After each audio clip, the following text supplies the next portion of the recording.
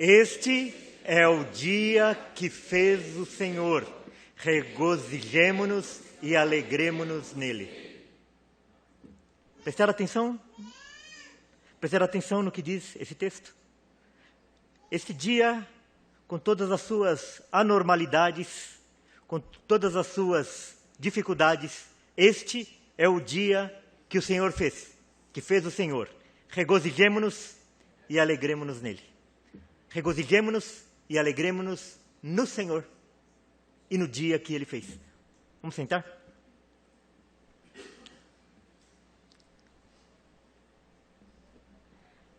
Vamos orar.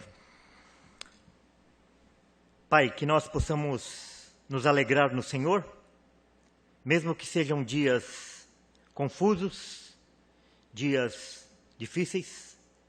Nós queremos relembrar aquela oração de Abacuque, que ainda que não haja fruto na oliveira, que o fruto da figueira minta, que não haja gado no pasto, mas nós queremos nos alegrar no Senhor, o Senhor que é o Deus da nossa salvação.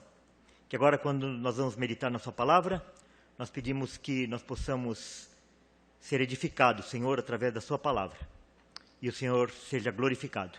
Em nome de Jesus. Amém.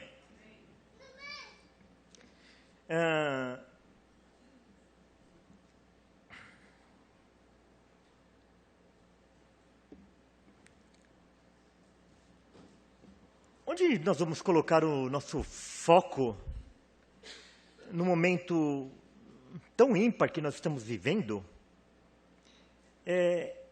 em que a totalidade das preocupações e daquilo que é noticiado gira em torno desse coronavírus aí, desse Covid, desse vírus que atacou primeiro lá na China, depois se alastrou pelos países da Europa, agora está já nos Estados Unidos e aqui no Brasil. É muito comum nós vermos pessoas já irem buscar nas Escrituras algo que fala diretamente a respeito desse assunto, né? E sempre acontece assim. Qualquer coisa mais diferente que acontece, um terremoto, um tsunami, um atentado, as pessoas correm direto para as Escrituras para buscar uma resposta para aquilo que está acontecendo. E, logicamente, que as Escrituras, elas têm uma resposta geral para todas as coisas. Ela não tem uma resposta específica para cada situação, mas ela tem uma resposta geral. Por outro lado, nós não podemos subir ao púlpito e meditarmos na palavra de Deus e falarmos um assunto completamente diferente daquilo que nós estamos vivendo no dia a dia. Nós precisamos focar a nossa vista na palavra de Deus, nas suas promessas, nos seus alertas. Nós fizemos hoje lá em São Bernardo pela manhã, usando as palavras de Paulo a Timóteo, lá na segunda carta de Paulo a Timóteo, no capítulo 2, onde ele fala que Timóteo deve se concentrar no foco que é Cristo, na graça de Cristo. Que ele deve se comportar como um soldado, como um atleta e como um agricultor que é focado na sua tarefa. E a nossa tarefa é Cristo, é anunciarmos a Cristo para outras pessoas. E hoje à noite eu quero falar a mesma coisa, só de um outro jeito, no outro texto, e colocando uma outra ênfase. E o título da mensagem, então, Ninguém vos engane, Marcos 13, de 1 a 13 e de 21 a 27. Esse texto ele é chamado de o princípio das dores.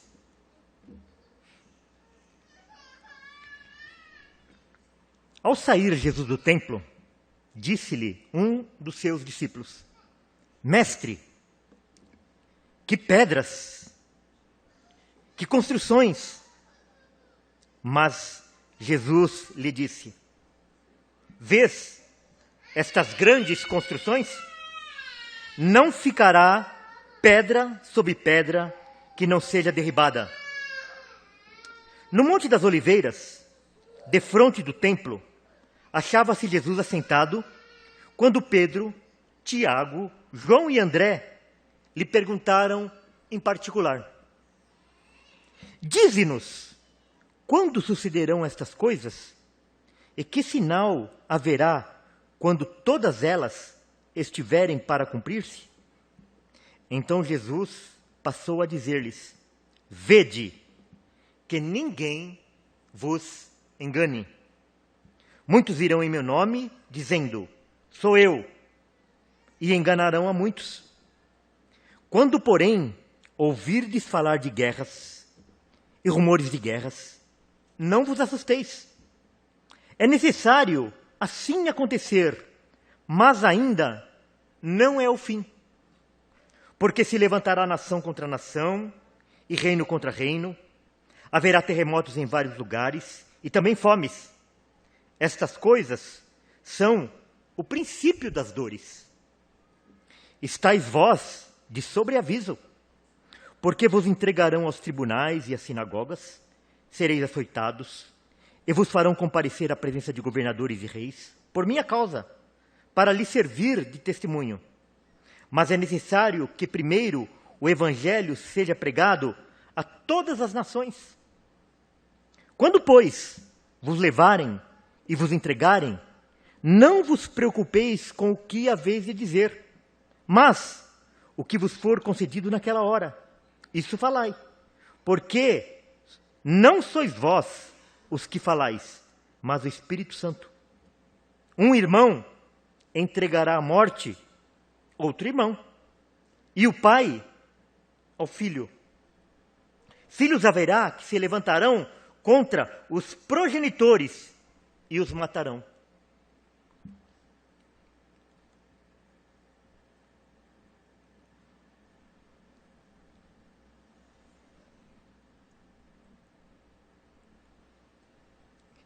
Sereis odiados de todos por causa do meu nome. Aquele, porém, que perseverar até o fim, esse será salvo. Agora, versículo 21.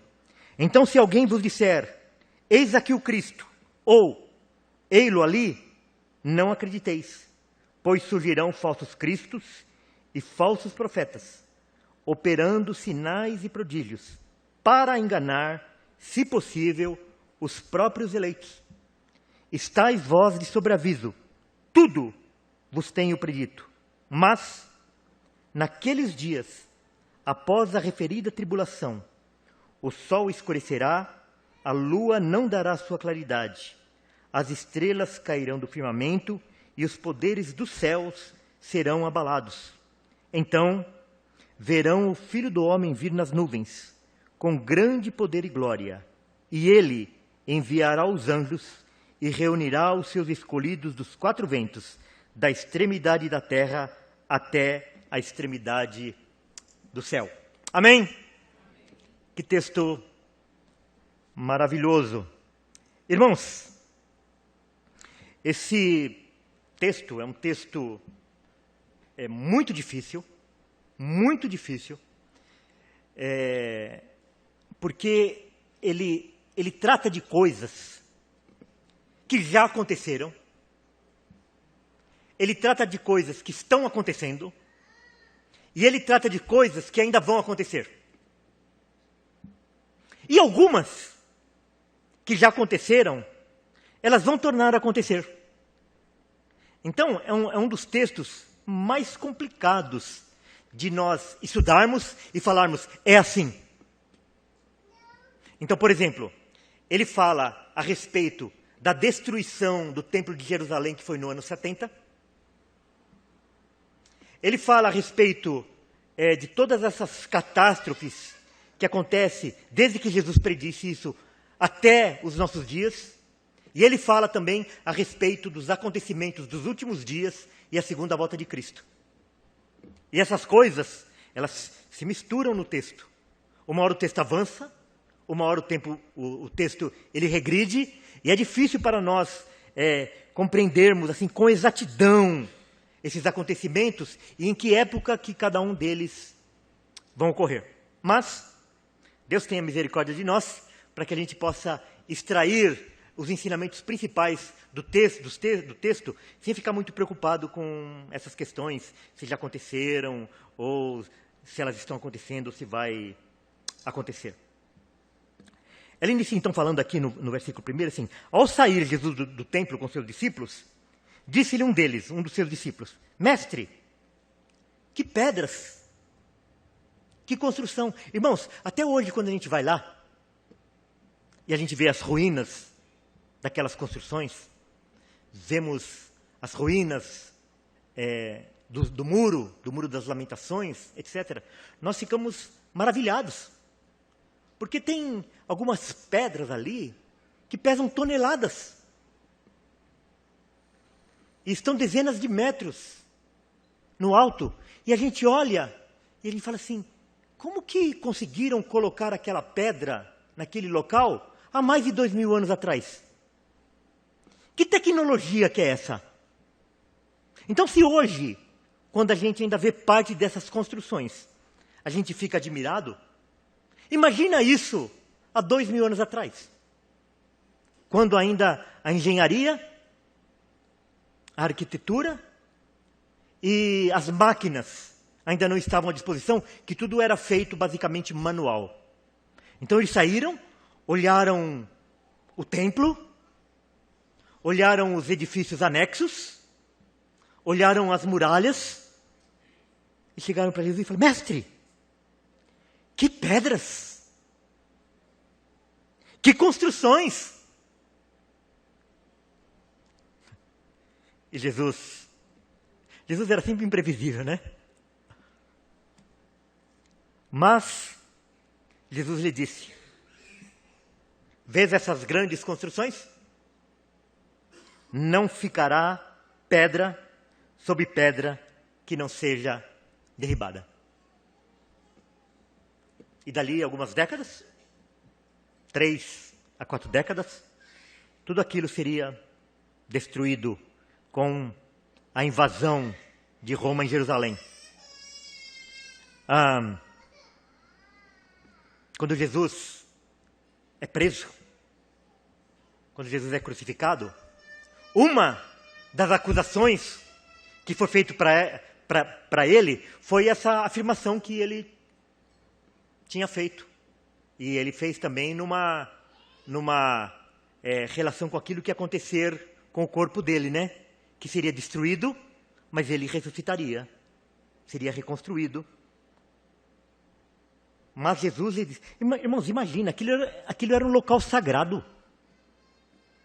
As pessoas vinham de todos os lugares de Israel e de outros locais para o local de culto, para aquele templo. Vocês lembram da passagem narrada ali em Atos capítulo 8, de Filipe e o eunuco? O eunuco saiu da Etiópia, na África, numa carruagem, para ir para Jerusalém, para o templo, para prestar culto. Então, de repente, Jesus fala que aquele templo iria ser destruído. Que Deus não iria preservar aquele local que era considerado um local santo. Por isso que causou tanto escândalo aquelas palavras de Jesus. Ele sai de lá e vai para o Monte das Oliveiras. Então, tem um Monte Sião, onde fica o templo. Depois nós temos um vale. Esqueci o nome do vale. Como que é o nome daquele vale? Cedron, Vale de Cedron. E depois do Vale do Cedron tem o Monte das Oliveiras, ao oriente, né? A leste. Então, quem está no Monte das Oliveiras, avista a esplanada do templo. Então, Jesus está no Monte das Oliveiras e ele tem uma visão completa do templo. No Monte das Oliveiras, defronte do templo, defronte como? Ele estava no Monte das Oliveiras e ele via na sua frente o templo. no Monte das Oliveiras, defronte do templo, achava-se Jesus assentado. Quando Pedro, Tiago, João e André, aí 4 discípulos, que ouviram aquela resposta, perguntaram para Jesus em particular: dize-nos, quando sucederão estas coisas? Que coisas? Quando que o templo vai ser destruído? E que sinal haverá quando todas elas estiverem para cumprir-se? Se você pegar o relato de Mateus e também de Lucas, você vai perceber que tem 3 perguntas envolvidas aí nesse relato, nesse diálogo de Jesus com seus discípulos. Quando que o templo seria destruído? Quando seria o princípio do fim? E quando seria o fim? Então, nesse texto, tem resposta para essas 3 coisas. Por isso que eu falei para vocês que é difícil a gente delimitar quando é uma coisa e quando é outra. Quando que essas coisas vão acontecer? Então Jesus passou a dizer-lhes: vede que ninguém vos engane. Então, ao invés de Jesus iniciar respondendo a pergunta, ele alerta a eles para eles não serem enganados por outras pessoas. Irmãos, nós vivemos momentos muito difíceis, que as pessoas, elas ficam muito bravas quando a gente faz qualquer alerta de que elas estão sendo enganadas. Fala assim, será que você não pode simplesmente falar o que você entende do texto e deixar os outros para lá? Não. Porque tem algumas coisas que as pessoas só percebem quando você fala o que é o contrário daquilo. Quando você explicita o que não é aquilo. Por exemplo, se nós afirmarmos em qualquer reunião cristã que Deus é soberano, alguém vai discordar que Deus é soberano? Não. Se nós falarmos que nós somos salvos apenas pela graça, somente através de Cristo, alguém vai contestar aquilo? Não. Vão falar amém, aleluia e glória a Deus. Vire para o teu irmão do lado e repita essas palavras. Ninguém vai falar. Agora, na hora que você aprofunda no texto e você começa a falar que Deus é soberano e, portanto, Ele está no controle de tudo, inclusive desse vírus que está por aí, a pessoa fala, não, isso não é de Deus. Essa semana, falando com uma pessoa que está na igreja desde 1932, ele falou que esse vírus aí não tem nada a ver com Deus. Eu perguntei para ele assim, tem algum ser vivo, por menor que ele seja, que não tenha sido criado por Deus? Existe vida fora de Deus? Aí, pessoas que se dizem crentes, se dizem cristãs, pensam isso. A igreja hoje, ela está infestada de marcionitas. Marcionismo é uma seita que ela foi iniciada por um bispo da igreja primitiva, dos primeiros anos da igreja, dos primeiros séculos. Ele chamava Marcião. E ele dizia que existiam 2 deuses. O Deus do Antigo Testamento, que era rígido, que era bravo, que era irado, que era vingativo. E o Deus do Novo Testamento, que é bonachão, que é bonzinho, que é misericordioso, que tolera todas as coisas. Agora, esse conceito não está presente na igreja hoje? As pessoas não pensam a mesma coisa? Sim, pensam. Elas acham que hoje tem um terremoto, um tsunami, uma guerra, uma peste, uma seca, uma inundação, e Deus não tem nada a ver com isso. Que Deus está alheio. Pessoas que creem como Marcião, creem em numeresia. O Deus do Novo Testamento é o mesmo do Antigo Testamento. A única coisa que no Antigo Testamento tem os relatos dos acontecimentos. Morria 5.000 pessoas e está registrado lá que aquelas 5.000 pessoas morreram por causa da ação de Deus. E hoje aqui no Brasil, nós vemos 40, 50, 60.000 pessoas sendo assassinadas por ano, e a gente acha que isso Deus não tem a ver com isso. Que isso daí não é resultado da ira de Deus. Que isso não é resultado da ira de Deus sobre o pecado dessa nação. Crianças morrendo de fome na África, subnutridas.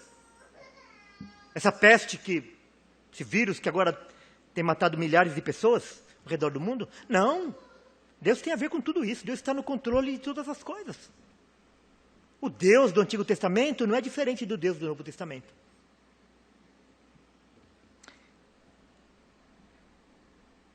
Deus está no controle de tudo. Deus tem tudo a ver com isso que está acontecendo. E os falsos profetas estão aí anunciando que não. Olha lá. Então, Jesus, os seus discípulos, inúmeras vezes, acautelai-vos dos falsos profetas. Cuidado com os falsos profetas. Cuidado, cuidado, cuidado, cuidado, cuidado, cuidado. E a gente não tem cuidado. Eles são queridos, eles são seguidos, eles são paparicados, eles são defendidos.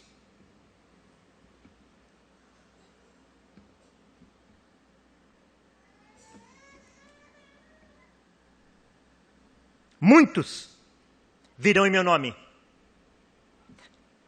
Não é poucos. Ele está falando assim, olha, ele está falando a respeito dos falsos profetas e daqueles que se dizem serem enviados por ele, que vem em nome dele. Ele diz assim, são muitos. Não é um aqui, outro lá. São muitos. Dizendo, sou eu. E enganarão a muitos. Veja as igrejas desses falsos profetas, como elas são cheias. E é interessante porque esses falsos profetas, eles não estão só nas igrejas da teologia da prosperidade, pregando que se você der 100, você vai ganhar 1.000. De que se você entregar sua casa, você vai receber 2. Eles não estão só aí. Eu diria que esses não são nem os mais perigosos. Os perigosos são aqueles que vêm com uma teologia do amor, a teologia da TMI, da missão integral, da teologia da espiritualidade, relativizando as escrituras, dizendo que as coisas não são muito assim. Estão aí, fazendo sucesso. Muitos virão em meu nome dizendo, sou eu, e enganarão a muitos. Vão enganar. Então, a profecia aqui de Jesus, as palavras de Jesus é o seguinte, olha, vão aparecer muitos profetas, e esses profetas vão enganar a muitos, esses falsos profetas. O liberalismo, a teologia liberal, ela invadiu a igreja. Invadiu a igreja. As igrejas batistas estão recheadas desses teólogos liberais.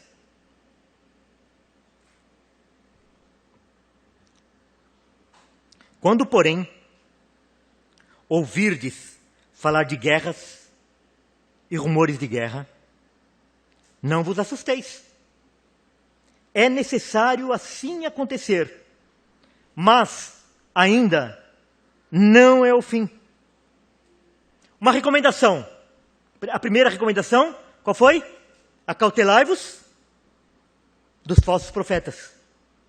Tome cuidado. A segunda aqui. Quando vocês ouvirem falar de guerra e de rumores de guerra, não se assustem. Há um mês e meio atrás, mataram um iraniano lá no Iraque, né? Lá com um drone, e pronto, todo mundo ficou assustado. Vai começar a Terceira Guerra Mundial. Vai começar a Terceira Guerra Mundial. E aqui Jesus está falando assim: quando vocês ouvirem sobre guerras e rumores de guerra, guerras e rumores de guerras, não vos assusteis. É necessário assim acontecer. Por que é necessário assim acontecer? É necessário para provar que o homem é incapaz de solucionar os seus problemas. O homem é incapaz de solucionar os seus conflitos. Isso demonstra a malignidade do coração do homem. As guerras, muitas vezes, elas são norteadas pela cobiça, para tomar aquilo que pertence a outros, para tomar aquilo que pertence a outras nações. Então, as guerras mostram a incapacidade humana e a necessidade que o homem tem de buscar a Deus, que é o único que é capaz de trazer paz ao homem. Essa paz que o mundo oferece, que a ONU oferece, que as potências mundiais oferecem, essa paz é efêmera. Essa paz é uma paz interesseira, é uma paz que existe até quando há interesse em se manter a paz. Porque muitas vezes essa paz é abandonada, porque daí a guerra fica sendo mais importante do que a paz. Não vos assusteis. É necessário assim acontecer. Mas ainda não é o fim. Desde que Jesus falou essas palavras aqui, não houve um dia em que não houvesse uma guerra no mundo. Durante toda a sua vida, por mais longa que seja a sua vida, você não vai passar um dia sem que haja uma guerra acontecendo em alguma parte do mundo, como nos dias atuais. Nós vamos lá na Síria, no Afeganistão, em muitos países da África, na Venezuela, guerras acontecendo. Porque se levantará nação contra nação, reino contra reino. Haverá terremotos em vários lugares e também fomes.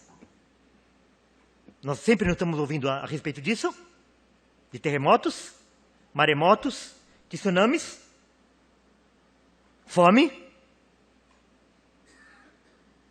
Recentemente nós vimos lá aqueles campos de refugiados na Europa, na Europa Oriental, a fome, sem falar na África.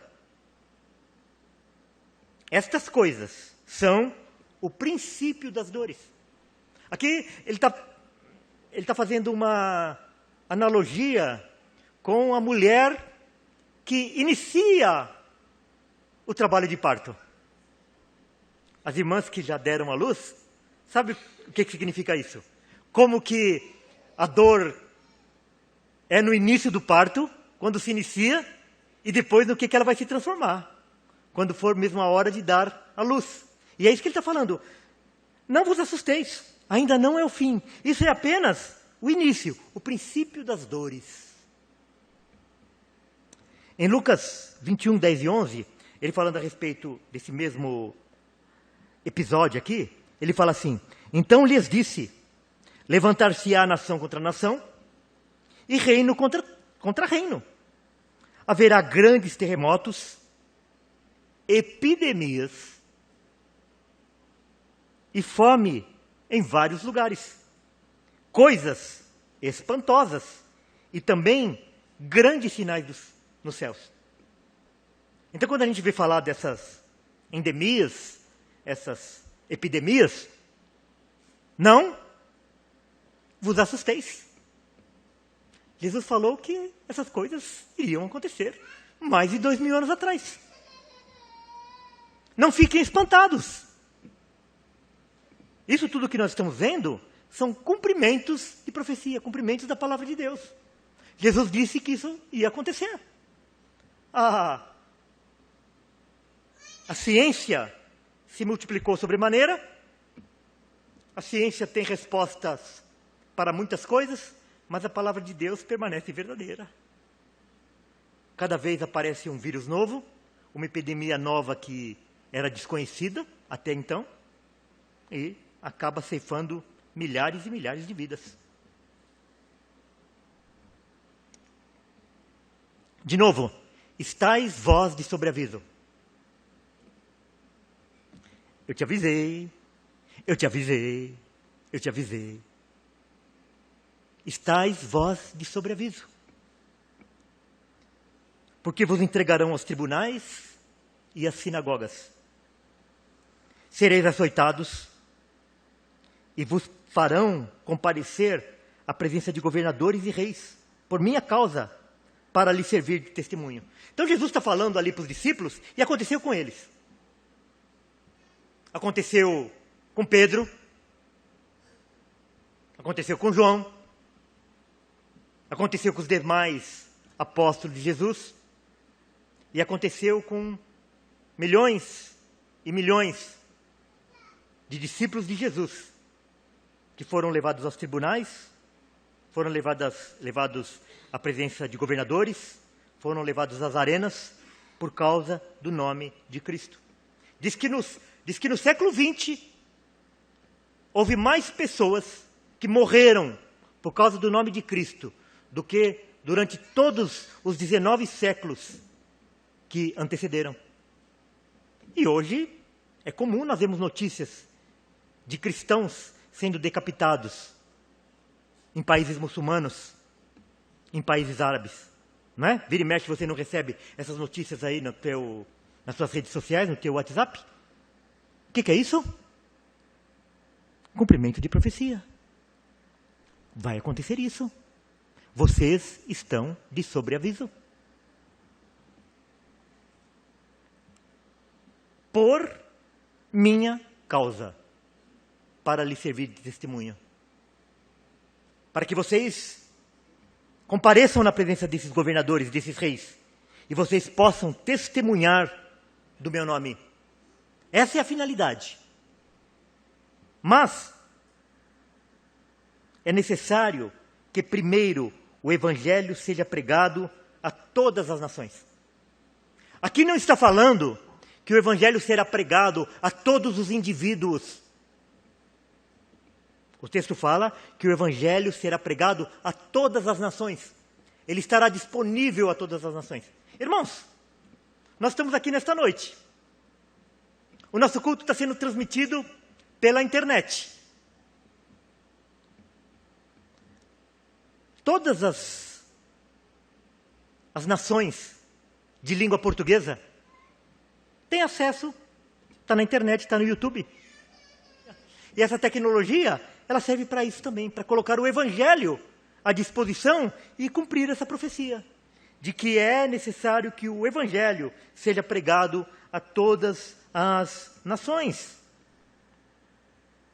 Quando, pois, vos levarem e vos entregarem, não vos preocupeis com o que haveis de dizer, mas o que vos for concedido naquela hora, isto falai, porque não sois vós os que falais, mas o Espírito Santo. Olha que interessante. Ao invés de Jesus falar que eles seriam livres de passar por aquelas situações. Ah, não, vocês fiquem tranquilos que eu vou proteger vocês, que vocês não vão ser presos, vocês não serão presos, vocês não serão martirizados, vocês não vão morrer por causa do meu nome. Ele não fala isso. Pelo contrário, ele fala assim, vai acontecer. Vocês serão perseguidos. Vocês serão presos. Vocês morrerão por causa do meu nome. Mas, vocês não se preocupem. Vocês não se preocupem. Vocês serão fortalecidos. Eu colocarei na boca de vocês, através do Espírito Santo, aquilo que vocês vão dizer. Então é por isso que a gente lendo a história da igreja, a história dos mártires, nós vemos testemunhos maravilhosos de pessoas que morreram cantando. Pessoas que morreram felizes pelo nome de Cristo. Qual a explicação disso? Senão que eles foram revestidos desse poder espiritual extraordinário dado pelo Espírito Santo, para que eles se alegrassem porque eles estavam padecendo pelo nome de Cristo.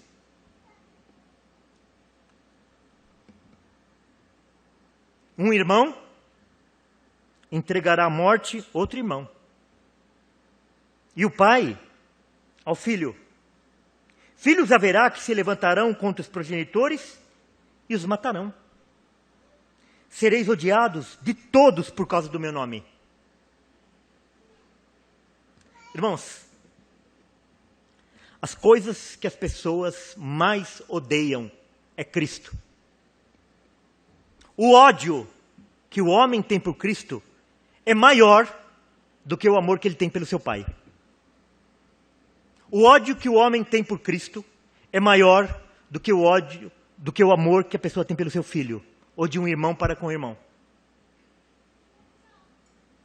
Por causa do ódio que as pessoas têm por Cristo, eles entregam o irmão, entregam o pai, entregam o filho. Jesus diz isso, e nós podemos ver isso na história da igreja. E de uma certa forma, nós podemos testemunhar isso na nossa vida.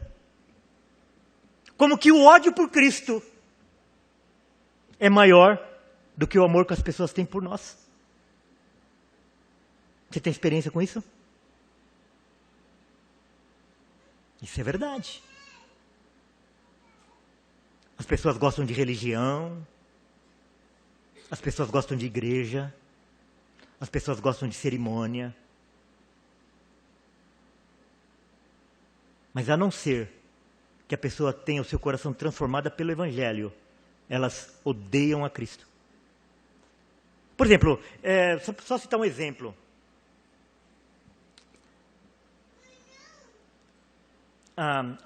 No Brasil, a esquerda, ela é identificada com esses movimentos identitários, com as minorias, né? Então, essas bandeiras em favor do feminismo,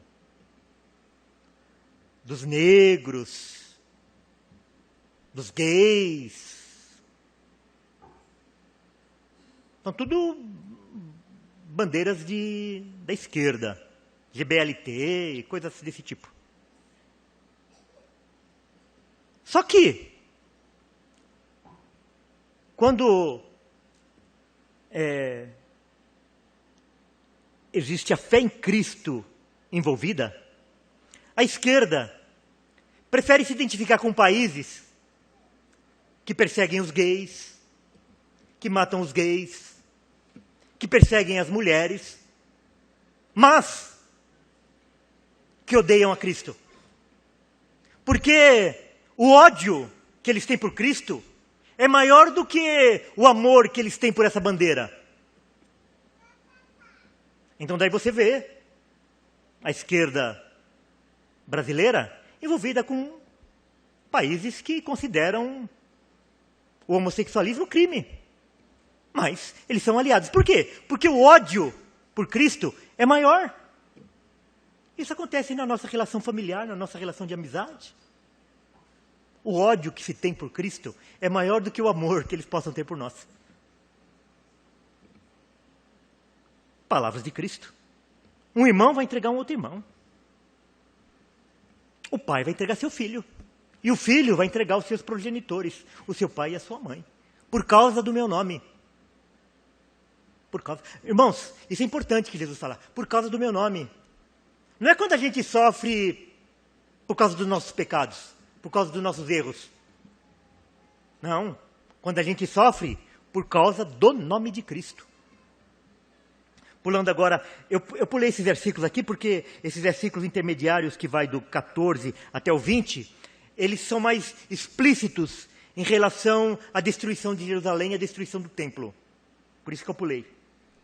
Então, no 21, ele fala assim, então, se alguém vos disser, eis aqui o Cristo, ou, ei-lo ali, não acrediteis.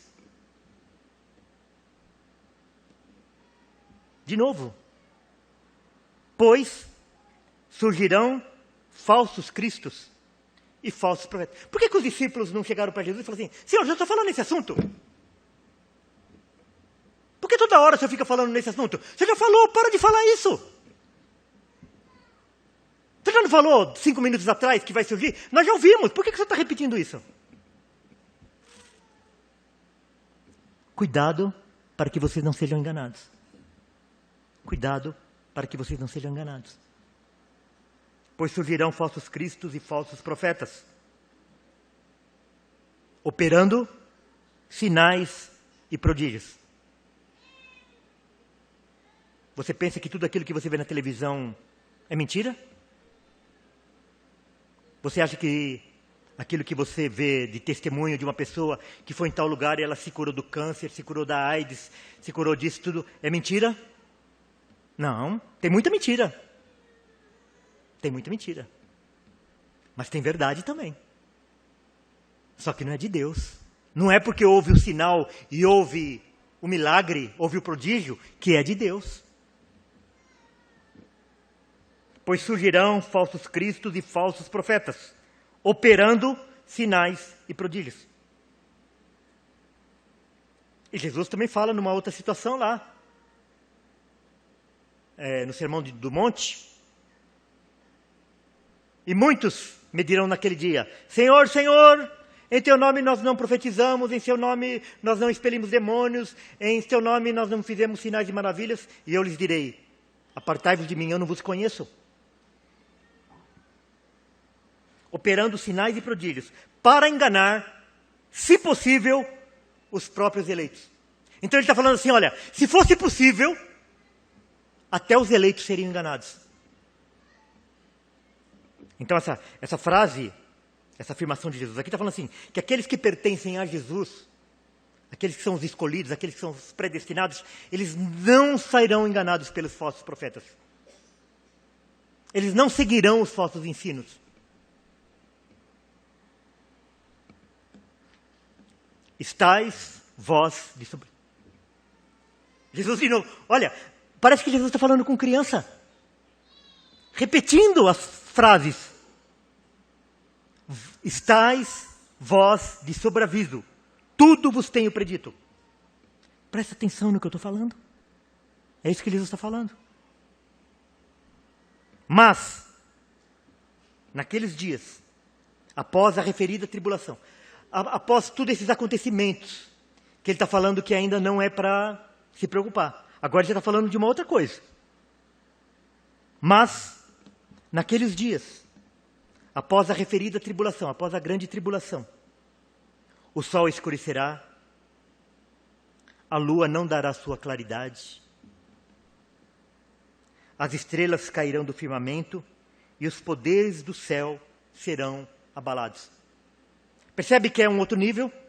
Ele não está falando aqui mais de guerra, não está falando mais de rumor de guerra, não está falando mais de terremoto, está falando de coisas mais profundas, catástrofes naturais, espantosas. O sol escurecerá, a lua não dará a sua claridade. Vocês percebem o que vai acontecer com a terra? O sol escurecendo, o sol perdendo o seu calor, a lua não dando mais a sua claridade, as estrelas caindo do firmamento, os poderes do céu abalados. É inimaginável.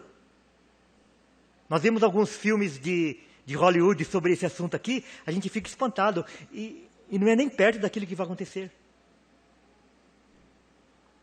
Então,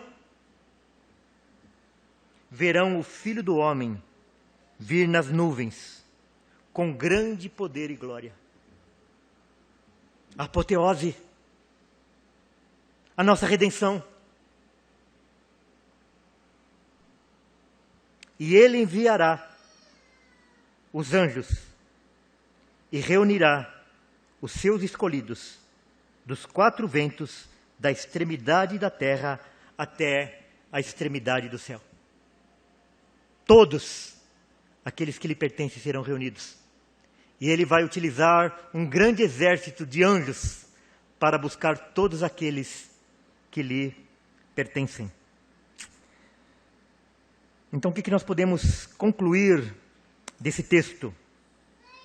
Primeiro, ressaltado diversas vezes nesse texto, em outros textos das Escrituras, cuidado para não ser enganado por falsos profetas.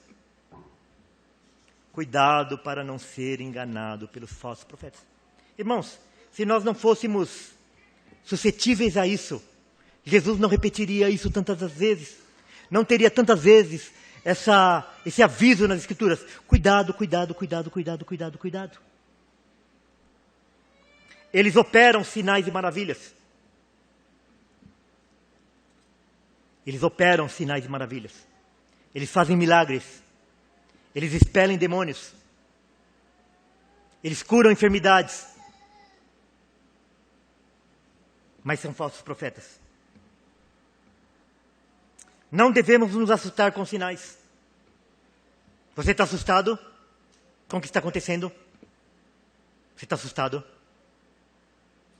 Jesus fala assim: não vos assusteis. Não vos assusteis. Quando você ouvir falar de guerra, de rumor de guerra, de fome, de epidemias, não vos assusteis.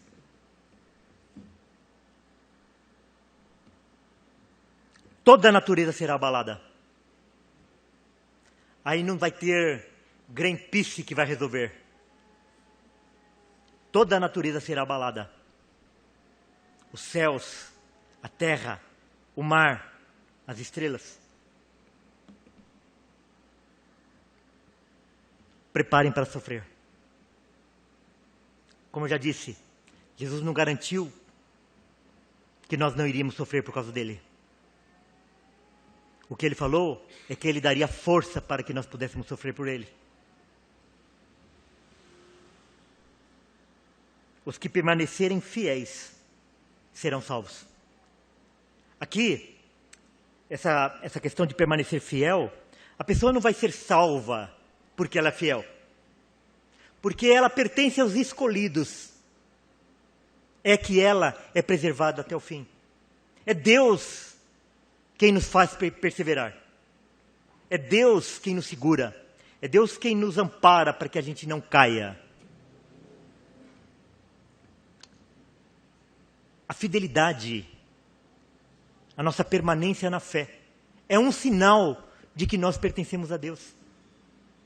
Então, por isso que nós devemos ficar tristes e preocupados com aqueles que abandonam o Evangelho. Porque aquela pessoa que abandona o Evangelho pode estar externando uma realidade de que ela não pertence a Deus. Porque aqueles que pertencem a Deus perseverarão até o final. Então, muitas vezes, irmãos, eu fico mais triste e mais abalado com aqueles que abandonam o Evangelho do que com aqueles que nunca pertenceram ao Evangelho.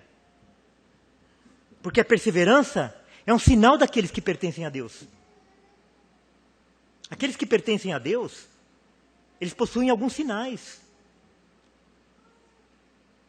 Um dos sinais é a fé. Outro sinal é o amor para que eles têm com outros irmãos. E um outro sinal é que eles perseveram até o fim. Então, aqueles que são guardados por Deus, eles não serão salvos porque eles perseveraram.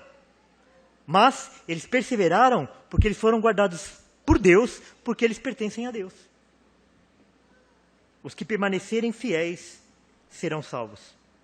Cristo voltará e reunirá todos os seus escolhidos. Irmãos, é nessa esperança que a gente deve viver. Esse deve ser o nosso foco. Maranata, ora vem, Senhor Jesus. Então, quando a gente vê todos esses sinais, qual deve ser a nossa oração? Maranata! Ora vem, Senhor Jesus. Então, se por um lado nós devemos nos entristecer de ver tantas catástrofes, etc., mas por outro lado, tudo isso serve para lembrar que um dia tudo isso vai acontecer e os nossos sofrimentos terão fim com a volta de Cristo e a reunião que nós teremos com Ele. Aquela reunião que não terá mais fim, que não haverão mais esses sofrimentos, que não haverá mais essas perseguições. Eu gostaria de encerrar lendo um texto correlato que está lá em Mateus 24, 35 a 39, que diz assim: passará o céu e a terra, porém as minhas palavras não passarão. Mas, a respeito daquele dia e hora, ninguém sabe. Então todas essas coisas, essa profecia de Jesus, isso que Jesus está falando, ele não fala com a intenção de que esses falsos mestres marquem data. Jesus vai voltar em 1912. Jesus vai voltar em 1925. Jesus vai voltar no ano 2000. Jesus vai voltar em 2012. Agora vai ter o alinhamento dos planetas. Agora é a lua vermelha. Irmãos, não é para isso. Quando a gente vê isso, é um sinal. Ele vai voltar. Essas coisas vão acontecer. Mas a respeito daquele dia e hora, ninguém sabe. Nem os anjos do céu. Nem o Filho, senão o Pai. Por que ele fala assim, nem o Filho?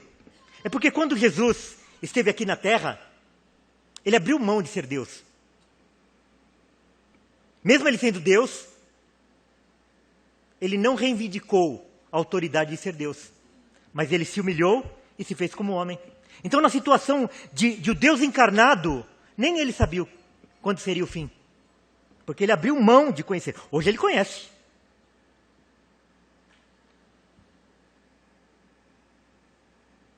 Senão o Pai. Pois assim como foi nos dias de Noé, também será a vinda do Filho do Homem. Porquanto, assim como nos dias anteriores ao dilúvio, comiam e bebiam, casavam e davam-se em casamento, até o dia em que Noé entrou na arca, e não o perceberam, senão quando veio o dilúvio e os levou a todos. Assim será também a vinda do Filho do Homem. Os homens estão em festa, estão casando, dando-se em casamento, plantando, colhendo, mas, inesperadamente, o Filho do Homem virá. E aí será tarde para esses que negligenciaram a Cristo e negligenciaram a palavra de Deus. Que nesses momentos difíceis que nós estamos vivendo, em outros que nós poderemos viver ainda, nós possamos lembrar dessas palavras de Cristo e que nós possamos ter esperança de que um dia nós nos reuniremos com Ele para aquela maravilhosa reunião em que nós habitaremos para sempre com Ele. Amém? Obrigado, Senhor, pela Tua palavra, que nós possamos ser confortados por ela, possamos confortar outras pessoas, que esse texto sirva para a nossa orientação, para nosso aviso, lembrando daquela missão que nós temos de levar o Evangelho para todas as nações, em cumprimento da Sua palavra, Senhor. E que Seu nome seja glorificado em nossas vidas. Em nome de Jesus. Amém.